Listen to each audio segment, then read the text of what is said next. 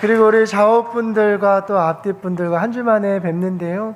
우리 반가운 얼굴들, 또 너무 축복된 얼굴들, 우리 주님의 백성들 함께 축복의 언어로 이렇게 좀 인사했으면 좋겠는데요. 혹시 메리 크리스마스의 뜻을 알고 계십니까?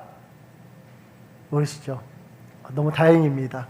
제가 알려드릴 수 있어서. 메리 크리스마스가요, 메리는 기쁨으로, 그리스도, 마스는 미사에 따온 어구로서요, 예배, 경배라는 뜻을 가지고 있습니다. 그래서 메리 크리스마스는 기쁨으로 예수 그리스도를 경배합시다, 예배합시다라는 의미를 가지고 있습니다. 우리 그 의미를 좀 생각하면서요, 우리 옆에 분들, 앞뒤 분들과 내일 실컷 또 저희가 메리 크리스마스 할 테지만 오늘 좀 미리 우리 옆에 분들 바라보시면서 축복의 언어로 이렇게 인사하겠습니다. 메리 크리스마스!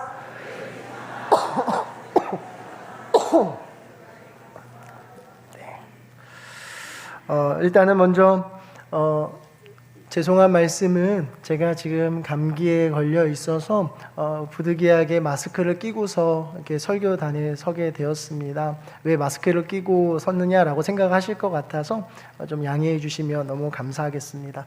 그리고 또 성탄절 이렇게 전날인데도 불구하고 저에게 이렇게 고별 설교의 기회를 또 주셔서 또 배려해 주신 우리 담임 목사님과 우리 당회원 우리 장로님들께 다시 한번 감사의 인사를 드립니다. 이게 좀 다른 날도 아니고 성탄절 전날인데 이렇게 설교의 기회를 주신다라는 것은 정말 큰 배려이거든요. 그래서 다시 한번 참 감사드립니다.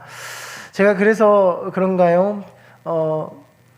그 부담감이 엄청 컸던 것 같습니다. 그래서 생전 이렇게 크게 아프지 않았다가 이게 한 번의 아픔이 이게 밀려오는 것 같습니다.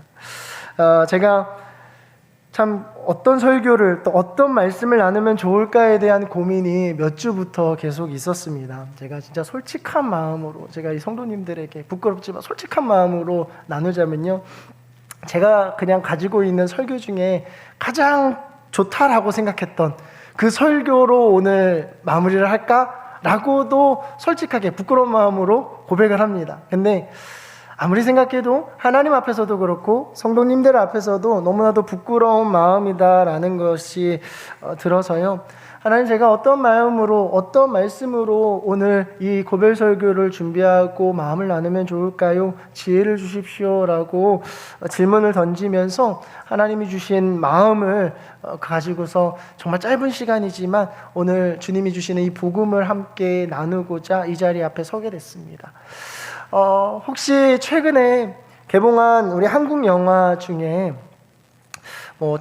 천만이 넘었을까요? 사람들에게 이슈가 되고 있는 영화 한 편이 있습니다. 혹시 뭔지 아십니까? 보셨나 봐요. 다들. 저는 아직 안 봤어요. 근데 서울의 봄일. 근데 1979년 12월 12일에 일어난 군사 반란에 대한 이야기를 담은 영화입니다. 근데 이 영화를 보고 나온 분들마다요, 댓글에 다들 화가 난다, 고구마를 먹은 것 같아, 정말 결말이 아니길 바랬는데, 이렇게 아니길 바랬는데 역사가 스포일러다 라는 등의 여러 가지 댓글을 다는 것을 본 적이 있습니다. 심지어는요, 자신의 휴대폰에 있는 건강관리의 앱을 통해서 그 영화를 보는 내내 가장 심장 박동수가 가장 높았던 때, 그리고 스트레스 지수가 가장 높았던 때를 캡처해서 SNS로 인증하는 사람도 있죠. 근데 생각해 봅니다. 사람들이 왜 이 영화에 관심을 가지고 영화를 보고 나서 그걸로만 끝나지 않고 인터넷으로 이 사건뿐만 아니라 그에 관련된 기사들을 찾아보게 되는 걸까 하는 거예요. 이것은 바로 이 일이 실제로 우리나라에서 일어난 사건이기 때문에 그렇습니다. 단순히 이 사건이 일어났다라는 것뿐만 아니라요, 여전히 이 사건을 기억해서 증언하고 조사하기 위해 노력하는 사람들이 존재하기 때문에 그렇죠. 그렇다 보니 이 사건을 직접 보지 못했고 경험하지 못했던 저와 같은 세대, 저는 젊은 세대, 그래도 나름 젊은 세대라고 자부하고 있습니다. 젊은 세대도 이 영화를 보면서 함께 공감할 수 있고 분노하고 정말 진실이 뭘까에 대한 궁금증을 가지고서 찾아보게 되는 거죠. 어떤 사건에 있어서 그 일을 기억하고 전할 수 있는 사람이 있다는 것은 굉장히 중요합니다. 이 사람들을 통하여서, 이 증인들을 통하여서 하나의 사건이 허구가 아니라, 그들만의 이야기가 아니라 정말 팩트라는 것을 보여주는 거죠. 우리의 신앙도 마찬가지입니다. 믿지 않는 사람들에게 눈에 보이지 않은 하나님을 어떻게 설명할 수 있겠습니까? 요한일서 4장 11절에서 13절의 말씀에 보니까요, 이런 말씀이 있어요. 사랑하는 자들아, 하나님이 이같이 우리를 사랑하셨은즉 우리도 서로 사랑하는 것이 마땅하도다. 어느 때나 하나님을 본 사람이 없으되 만일 우리가 서로 사랑하면 하나님이 우리 안에 거하시고 그의 사랑이 우리 안에 온전히 이루어지느니라. 그의 성령을 우리에게 주심으로 우리가 그 안에 거하고 그가 우리 안에 거하시는 줄을 아느니라. 아멘. 아멘. 성경이 우리에게 가르쳐주는 하나님을 설명하는 방법은요, 아주 명확합니다. 뜬구름 잡는 식으로 얘기하지 않습니다. 다른 것 없다라고 얘기해요. 서로 사랑하라는 거예요. 하나님이 우리를 사랑하신 것 같이 우리도 하나님 안에서 서로 사랑하면 하나님이 우리 안에 거하시고 우리 안에 눈에 보이지 않는 하나님이 내 안에 계시다라는 그 사실을 볼 수 있다라는 거예요. 그 사실을 깨달을 수 있도록 우리를 도와주시기 위해서 보내주신 것이 바로 성령님이시다라는 겁니다.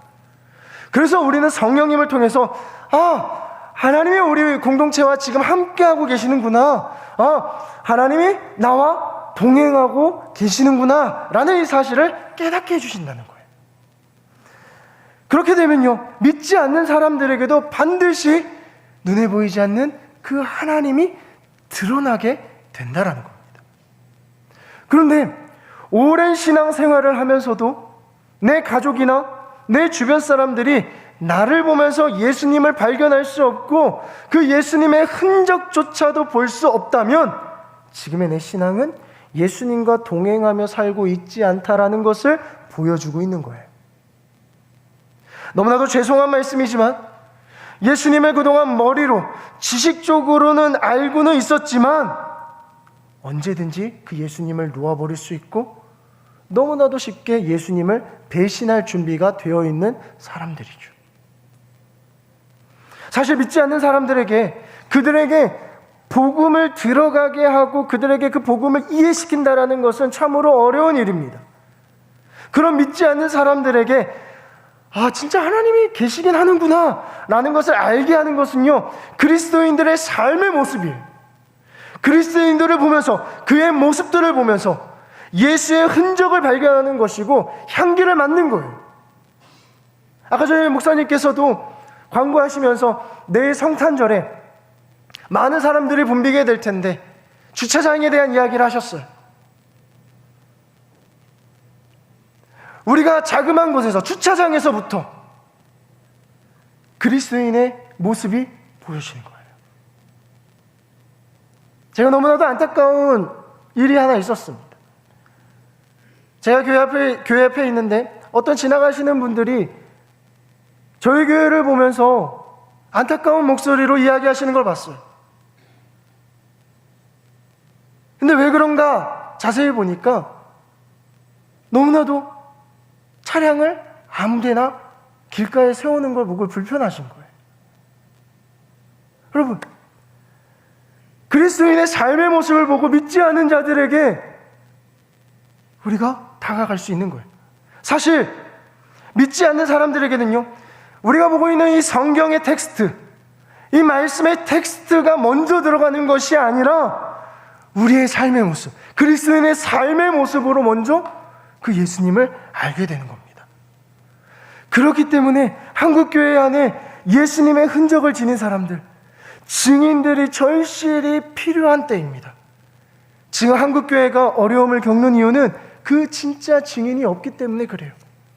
그리스도인을 보면서 세상 사람들이 내가 저 사람을 보면 하나님이 계시다는 것이 뭔지 알 것 같아, 내가 저 사람을 보면 진짜 예수님과 함께하는 사람이구나, 저 사람은 진짜 함께하는 사람이구나 라는 그 분명한 증인이 찾기 어려우니까 교회가 어려움을 지금 겪고 있는 거죠.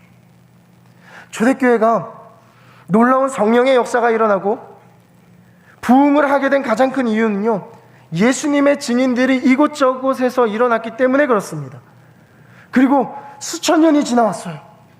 수천 년이 지났는데도 불구하고 지금까지도 교회가 무너지지 않고 기독교가 무너지지 않고 버틸 수 있었던 것은 예수님의 증인들이 지금까지도 있었기 때문에 그런 거예요. 오늘 우리가 함께 읽은 사도행전 1장 8절 말씀, 우리가 너무나도 잘 아는 말씀이죠. 오늘 본문 함께 읽은 본문의 말씀은 예수님께서 부활하셨어요. 십자가에 달려 죽으시고 부활하셔서 제자들과 함께 40일이라는 시간 동안 함께 하시면서 하나님 나라의 복음을 가르쳐 주셔요. 그리고 그들과 짧은 시간을 이제 보내시고 이제 헤어져야 할 시간이 찾아오게 됐어요. 찾아온 이 시간 가운데 예수님께서 그 제자들에게 사도행전 1장 8절의 말씀을 당부하시면서 드디어 하늘로 승천하시는 장면입니다. 그 장면의 말씀이 오늘의 말씀이에요. 자, 그 말씀을 우리 다시 한번 읽어볼까요? 사도행전 1장 8절의 말씀, 우리 한 목소리로, 우리 큰 목소리로 같이 한번 읽어보겠습니다. 시작!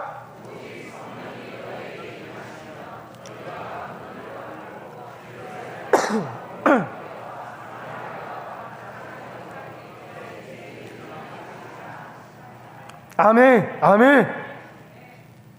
지금 이 말씀이 누구에게 하시는 말씀입니까? 누구요? 예. 그 당시에 예수님을 믿는 제자들에게도 당부하시는 말씀이고요, 오늘을 살아가는 저와 여러분들에게도 당부하시는 예수님의 말씀이에요. 이 말씀을 알고 기억하는 것이 너무나도 중요합니다. 근데 여러분, 이보다 더 중요한 한 가지가 더 있어요. 그게 무엇이냐면 우리가 예수님의 증인으로 살고 있는가 하는 거예요. 제가 설교의 제목으로 우리는 예수의 증인입니까? 라고 이렇게 준비해온 것도요, 이제 성탄절을 앞두고 있어요. 내일이면 성탄절이에요. 예수님께서 오시는 이 땅 가운데 빛으로, 재림의 주로, 또 소망의 주로 이 땅 가운데 오셔요. 근데 우리가 그것을 맞이하는 가운데서 우리가 이 시간 잠시 멈춰서서 저와 여러분 모두가 정말 나는 예수의 증인인가 하는 것을 점검해 보자는 거예요. 초대교회 안에는 예수의 증인들이 많았다라고 말씀드렸어요. 그들의 삶이 어땠는지를 증언해주는 초대교회 문서가 하나 있습니다. 디오그네투스에게 보내는 편지라는 문서인데요, 이 편지는요, 주 2세기에 살았던 귀족 디오그네투스에게 보내진 편지예요. 이것을 보낸 사람은 그 당시에 요한의 제자였던 폴리캅이라는 사람에 의해서 쓰여졌다라고 전해지고 있는데요, 편지의 내용이 이렇습니다. 제가 짧게 좀 읽어드리도록 하겠습니다. 디오그네투스께, 그리스도인은 나라나 언어나 의복 때문에 다른 사람들과 구별되는 게 아닙니다. 그들은 그들만의 도시에 사는 것도 아니고 이상한 언어를 쓰는 것도 아니며 특별한 삶을 사는 것도 아닙니다. 그들은 그리스나 다른 이방 도시들에 흩어져 살고 그 도시의 관습에 따라 옷을 입고 그 도시의 음식을 먹으며 살아갑니다. 그들은 자기 조국에 살면서도 마치 나그네와 같습니다. 시민으로서 모든 의무를 수행하지만 외국인과 같이 모든 권리를 누리지는 못합니다. 다른 사람들처럼 결혼하여 아이를 가지지만 아이를 버리지는 않습니다. 다른 사람과 식탁은 공유하지만 아내를 공유하지는 않습니다. 육신을 입고 있지만 육신을 따라 살지는 않습니다. 지상에서 시간을 보내고 있지만 시민권은 하늘에 있습니다. 그들은 주어진 법에 순종하지만 그들의 삶은 그 법을 초월합니다. 그들은 모든 사람을 사랑하지만 사람들에 의해 박해를 받습니다. 그들은 가난하지만 많은 사람을 부유하게 합니다. 그들은 능욕받을 때 능욕하는 자를 축복하고 멸시당할 때 멸시하는 자를 존중합니다. 그들은 착한 일을 하는데도 죄인들처럼 벌을 받고 벌을 받을 때는 생명을 얻는 것 같이 기뻐합니다. 유대인들이 그들을 공격하고 헬라인들이 그들을 핍박하지만 유대인들과 헬라인들은 자신들이 왜 그들을 미워하는지 모릅니다. 당시 초대교회 교인들은 세상 사람들과 완전히 다른 증인의 삶을 살았습니다. 오늘 본문 1장 8절 하반절에 보면요, 내 증인이 되리라 하시는 말씀이 있어요. 여기서 나오는 증인이라는 단어를요, 제가 원어로 찾아보니까요, 말티스라는 단어더라고요. 말티스라는 뜻이요, 순교자라는 뜻을 가지고 있습니다. 무슨 말이냐? 예수님을 위해 언제든 자신을 포기할 수 있는 사람들. 그것이 목숨이 될지라도 기꺼이 기쁨으로 감내할 수 있는 순교자들. 갈라디아서 3장의 말씀에서처럼 나는 죽고 예수만 사는 삶을 살았던 사람들이 바로 초대교회의 증인들이었다는 거예요. 한번 생각해 보십시오. 사도행전의 말씀을 생각해 보십시오. 스데반 집사가 복음을 전하다가 돌에 맞아 순교하게 됩니다. 생명을 잃어가는 가운데에서도 스데반 집사는요, 성령이 충만했대요. 자신을 향해서 돌을 던지는 이들을 향해서 그들을 저주하고 그들을 그들에게 비난하는 것이 아니라 오히려 이 죄를 그들에게 돌리지 마옵소서라고 하나님께 부탁의 기도를 드리고 성경에서는 잠들었다라고 기록하고 있습니다. 여러분, 스데반 집사의 지금 이 모습이 어리석고 헛된 일이라고 생각이 드십니까? 스데반 집사의 이러한 순교로 인하여 어떠한 일이 이 이후에 펼쳐졌습니까? 지금까지도 우리가 기억하고 있는 놀라운 이 사도 바울이라는 최고의 전도자를 세우게 되는 놀라운 역사를 만들어내게 되죠. 그것으로만 끝납니까? 바울과 실라가 복음을 전하던 중에 귀신 들려서 점을 치고 있는 한 여종을 고쳐주게 됩니다. 근데 그 여종으로 인해서 돈을 벌고 있었던 주인이 이 바울과 실라를 고발해요. 그래서 이 바울과 실라가 감옥에 끌려가서 매를 맞고 갇히게 됩니다. 근데 그날 밤, 그 밤중에 바울과 실라가 하나님 앞에 찬송을 드릴 때에 어떠한 일이 펼쳐집니까? 큰 지진이 일어났죠. 감옥의 문이 열립니다. 모든 죄수들의 수갑이 풀려지게 됩니다. 이들을 지키고 있었던 간수가 너무 놀라서 깨어서 달려나아갔는데 이 사실을 알고 모든 죄수들이 도망간 줄 알고서 그 자리에서 자결하려고 해요. 근데 그때 사도 바울이 멈추십시오. 자결하지 마십시오. 그러면서 그를 안심시킵니다. 그 모습을 본 간수가요, 바울과 실라에게 제가 어떻게 하면 구원을 얻을 수 있겠습니까? 묻습니다. 그 질문에 바울과 실라는 그 간수와 그 가정에 구원의 복음을 전하게 되고요, 온 가족이 그 복음을 받아들이고 세례를 받게 되는 놀라운 일이 벌어지게 되는 것이죠. 여러분, 증인된 삶이 무엇입니까? 어떠한 상황이 일어나도, 고난이 찾아와도, 어떤 형편이 나에게 찾아오더라도 나를 통해 예수님만 드러나게 하고 그 복음을 드러내며 사는 삶이 증인의 삶이 아니겠습니까? 제가 한 번은 저희 모교 원로 목사님을 찾아뵙고 이야기를 나눈 적이 있습니다. 제가 제자훈련에 대한 관심이 있어서 또 그 궁금한 것이 있어서 목사님께 여쭤보게 됐는데 목사님이 원리를 가르쳐 주시겠다라고 하셔서 제가 직접 찾아가서 목사님과 좀 긴 대화를 나눈 시간이 있었습니다. 근데 많은 이야기들 속에서요, 목사님께서 처음 제자훈련을 시작했던 그 이야기를 저에게 들려주셨어요. 그러면서 처음에 제자훈련을 시작을 하시는데 목사님께서 교회 주보에 이런 글을 실으셨더라고요. 예수의 이름으로 죽으라고 하면 죽을 수 있는 사람, 예수의 이름으로 전 재산을 교회에 내라고 하면 기꺼이 낼 수 있는 분들은 저에게 연락을 주십시오. 자, 여러분, 제가 1부, 2부 때도 질문을 했거든요. 똑같이 3부 때도 질문을 해보겠습니다. 다음 주에 저희 정건영 목사님께서 교회 주보에 제일 윗줄에 예수를 위해서 기꺼이 죽을 수 있는 사람, 예수의 이름으로 전 재산을 교회에 내라고 하면 기꺼이 낼 수 있는 사람 저에게 연락을 주십시오 라고 올리면 여러분은 어떤 생각이 드시겠습니까? 아멘 나왔습니다. 제가 1, 2부까지 나오면서도 아멘은 안 들어봤는데 아멘 나왔습니다. 목사님 기억하고 계시죠? 너무 감사합니다. 자, 근데 어땠을까요? 이렇게 냈을 때 한 명도 연락이 안 왔다 그러대요. 그래서 목사님이 그래 다시 한번 내보자. 두 번째 광고를 또 내셨어요. 자, 두 번째 광고를 냈을 때는 어땠을까요? 그래도 반응이 있었을까요? 없었을까요? 모르시겠어요? 아무런 반응이 없었습니다. 근데 얼마나 낙심되는 마음이시겠어요.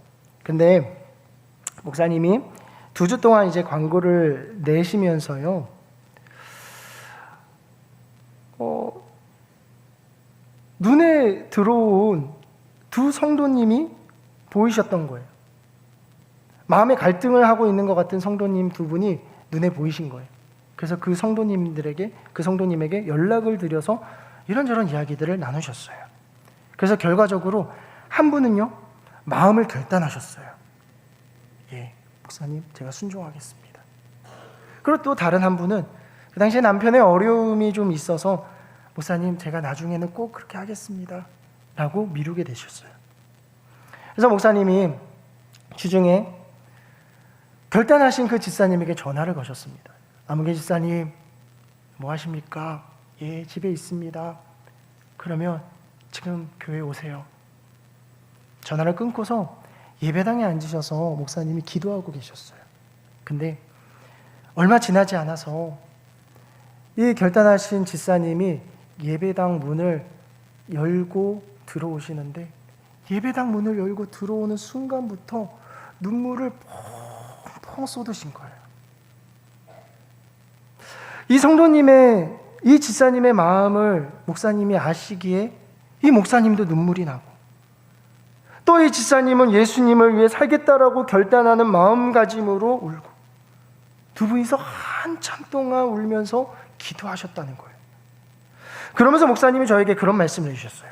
목사님, 이미 이 집사님에게 제자 훈련은 시작과 동시에 끝났습니다. 예수님을 위해 죽을 각오가 되어 있고, 예수님을 위해서 자신의 전 재산을 내놓을 각오가 되어 있는데, 이보다 어떤 제자 훈련이 더 필요하겠느냐라는 거죠. 이 집사님이 오늘 성경에서 말하는 말티스, 예수님을 위해 어떤 상황과 환경 속에서도 증거할 수 있는 증인의 삶이 아니겠냐라는 거예요. 그리고 동시에 우리 모두가 이러한 증인의 모습이 되어야 하지 않을까 하는 거예요. 오늘은 성탄절을 앞두고 있는 성탄전야의 날입니다, 여러분. 크리스마스 이브라고 말하기도 하죠. 세상 사람들은요, 아마 지금부터 오늘 가장 화려한 곳, 그리고 자신을 만족시킬 수 있는 그곳에서 사랑하는 사람들과 크리스마스의 기쁨을 나누게 될 거예요. 그런데 정작 성탄절의 주인공이신 예수님은 오히려 누울방 하나 없어서 가장 초라한 곳으로 오셔서 어떠한 대접도 받지 못하셨던 분이셨다는 거예요.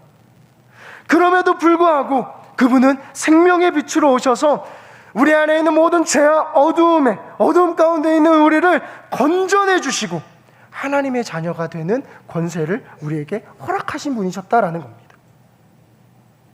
우리가 이 사실을 깨닫는다면요, 이번 성탄절을 우리가 걸으면 어떻게 보내야 할까요, 여러분? 어떻게 보내시겠습니까?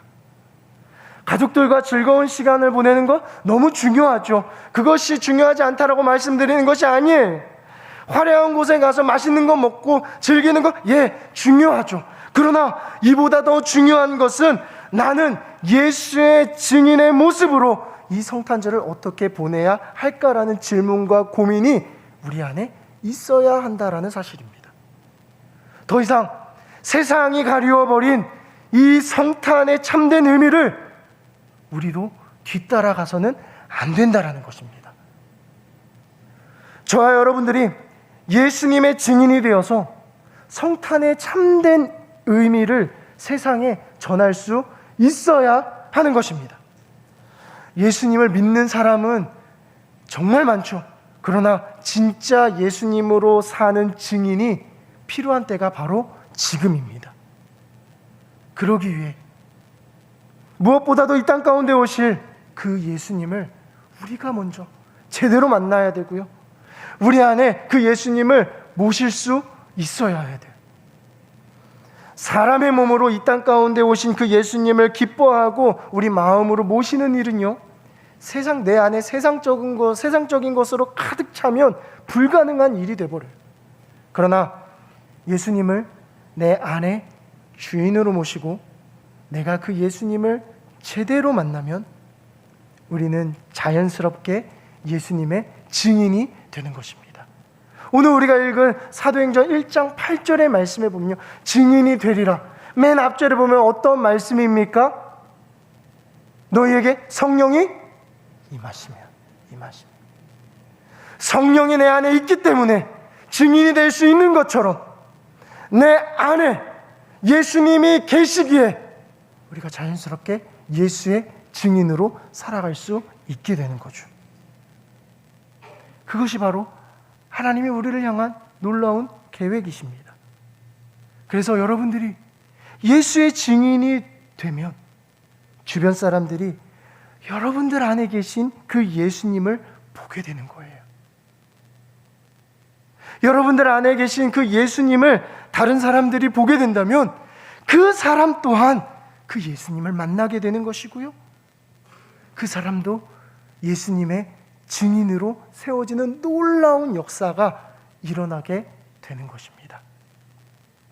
이 일을 기대하고 이 증인되는 일을 위해서 기꺼이 주님, 제가 주님의 증인이 되겠습니다 라고 결단할 수 있는 성도님들이 오늘 예배 자리 가운데에서 이곳저곳에서 일어날 수 있는 놀라운 역사가 일어나는 귀한 시간 되어지기를 예수 그리스도의 이름으로 축복합니다. 그리고 우리 시간 함께 결단하고 함께 기도할 거예요. 오늘 이 말씀 기억하십시오. 나는 예수의 증인이십니까? 그렇게 지금까지 살아오지 못했다면 내가 예수의 증인으로 살겠습니다라고 결단하는 마음 가지고 우리 주님 다시 오실 때까지 이 찬양 찬송 부르시고 함께 합심으로 기도할 때 그때 주님 앞에 결단하십시오. 내가 이 예배 문 밖을 나서면서부터 이제는 더 이상 세상을 따라 살아가는 죄의 종의 모습이 아니라 예수의 증인된 삶으로 살아가겠노라고 결단하실 수 있는 저와 여러분들이 되시기를 주님의 이름으로 축복합니다. 우리 그 마음 가지고 우리 좀 다 같이 일어나셔서 함께 이 찬양 우리 힘차게 부르시고 함께 합심으로 기도하며 나아가도록 하겠습니다.